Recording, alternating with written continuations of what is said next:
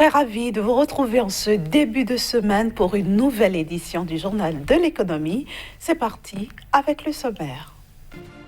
L'Éthiopie devrait enregistrer une croissance économique de l'ordre de 10,8% pour l'année 2019-2020. C'est ce qui ressort des prévisions de la Banque centrale. Hausse des exportations de véhicules automobiles en Afrique du Sud en 2019. Elles ont grimpé de 10,2%.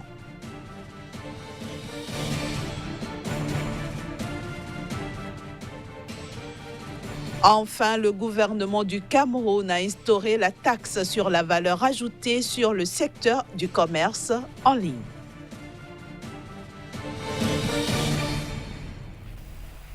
La Banque centrale éthiopienne table sur une croissance économique de 10,8% pour l'année 2019-2020. Cette prévision est en hausse par rapport à la croissance de 9% enregistrée par le pays en 2018-2019. Elle a été portée par une augmentation de 12,6% de la production industrielle, de 11% du secteur des services et de 3,3% de l'agriculture.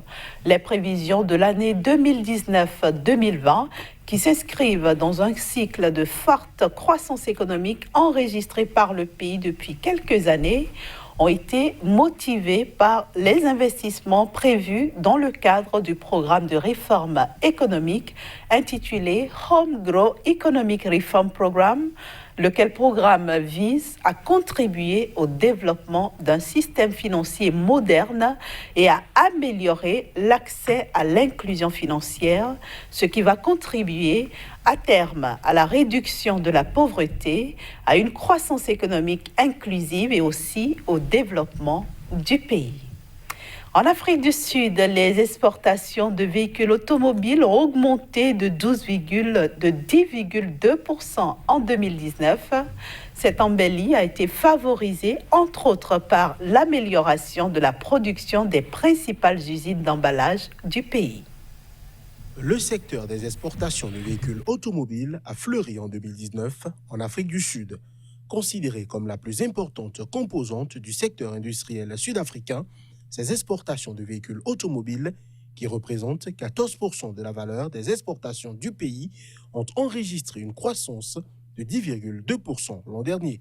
En effet, 386 863 automobiles ont été exportés par l'Afrique du Sud contre 351 000 en 2018. D'après la National Association of Automobile Manufacturers of South Africa, cette hausse est due à une amélioration de la production des principales usines d'assemblage du pays.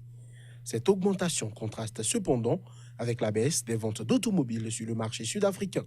De source officielle, le nombre de voitures neuves vendues localement a enregistré une diminution de 2,8% en 2019 par rapport à l'année précédente. Une situation qui traduit la morosité actuelle de l'économie sud-africaine, marquée par une croissance molle et un taux de chômage élevé. Le gouvernement ivoirien a adopté de nouvelles mesures dans l'annexe fiscale 2020 en vue de soutenir le développement du secteur privé. Il s'agit notamment de 29 mesures d'exonération de taxes, de suspension de taxes, d'augmentation de taux d'imposition, de suspension et de création de nouvelles taxes, de précision et d'amélioration de modalités de gestion de l'impôt. Ces nouvelles mesures fiscales visent l'atteinte des objectifs que s'est fixé la Côte d'Ivoire dans son plan national de développement PND 2016-2020. Il s'agit aussi de favoriser la transformation structurelle de l'économie du pays à travers l'industrialisation. Notons que la mise en œuvre de ces dispositions s'inscrit dans la volonté du gouvernement ivoirien de favoriser la transformation structurelle de l'économie nationale à travers donc l'industrialisation du pays dans un contexte de basculement vers le but des programmes. Et puis au Cameroun, le gouvernement a instauré la taxe sur la valeur ajoutée TVA dans le secteur du commerce en ligne. Désormais donc, les ventes de biens et prestations de services effectuées en ligne sur le territoire camerounais à travers les plateformes de commerce électronique ainsi que les commissions y relatives sont assujetties à la TVA. La taxe sur la valeur ajoutée est désormais appliquée dans le secteur du commerce en ligne au Cameroun. Ainsi en ont décidé les autorités du pays à travers la loi de finances 2020. La mesure s'applique aux ventes de biens et prestations de services effectuées en ligne dans le pays à travers les plateformes de commerce électronique. Elle concerne aussi les commissions relatives à ces ventes et prestations.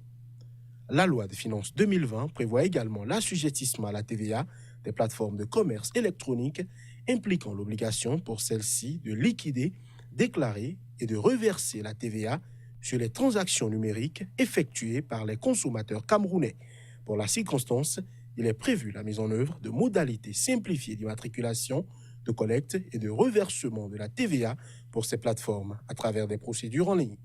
De l'avis de certains spécialistes de la fiscalité, l'application de la TVA sur le commerce en ligne au Cameroun ne sera pas chose aisée, étant donné que certaines grandes nations peinent encore à s'en sortir.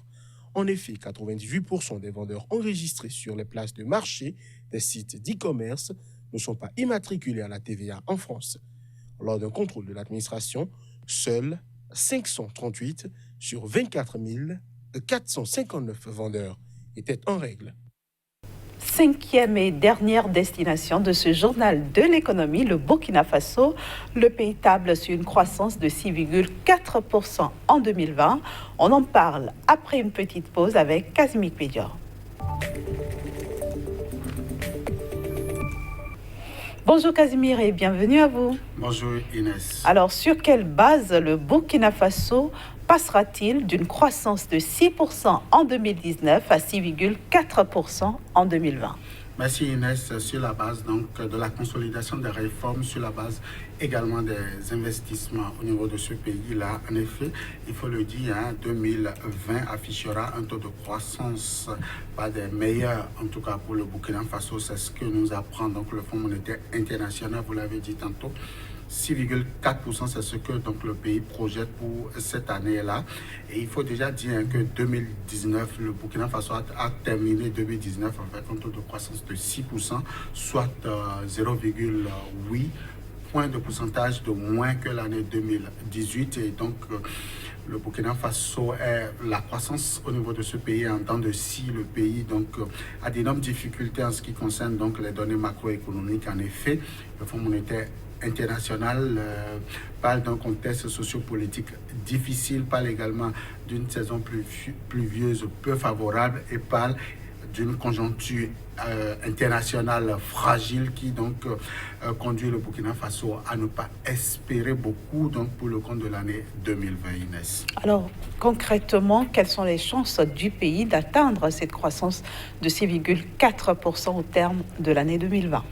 Alors, c'est déjà donc de maintenir les réformes, je l'ai dit tantôt, c'est également de poursuivre les investissements, notamment au niveau des secteurs, des sous-secteurs agriculture, renforcer donc la résilience au niveau de l'agriculture, apporter une plus-value donc aux producteurs en transformant certains produits tels que donc la production de viande au niveau de ce pays pour envoyer cela au niveau de la région. Je veux parler donc des pays de l'Union économique et monétaire ouest africaine et pourquoi pas au niveau de la CEDEAO avec le Nigeria qui est et reste le partenaire en termes donc de commerce au niveau de ce pays-là. Au-delà de ça, le pays devra donc travailler également pour investir dans le secteur tertiaire, notamment au niveau donc du tourisme, mais aussi au niveau des technologies de l'information et de la communication. Nous apprend donc le Fonds monétaire international. En tout cas, la question donc de la soudure va se poser pour le compte de l'année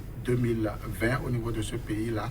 En effet, beaucoup donc de population reste encore au niveau donc de la misère, de la précarité, affirme donc le Fonds monétaire international. Les dirigeants de ce pays vont travailler pour donc renforcer la capacité d'alimentation au niveau de ces populations-là.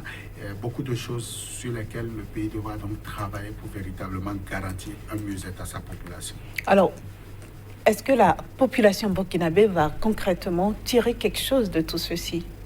Pas grand-chose, Inès, il faut déjà dire, avec un taux de croissance de 6,4%, fait un taux de croissance ces 5 dernières années qui va en temps de si le Burkina Faso n'arrive toujours pas à rétablir son équilibre. Au-delà de ça, la question de la sécurité au niveau de la région hante aujourd'hui l'économie au niveau du pays, la politique avec donc l'instabilité politique, avec les difficultés du pays a fait face donc à un certain nombre donc, de facteurs aujourd'hui affectent la vie des Burkinabés. Les Burkinabés qui n'arrivent toujours pas donc à rétablir leur équilibre, que ce soit au niveau donc, des champs, que ce soit au niveau de l'industrie.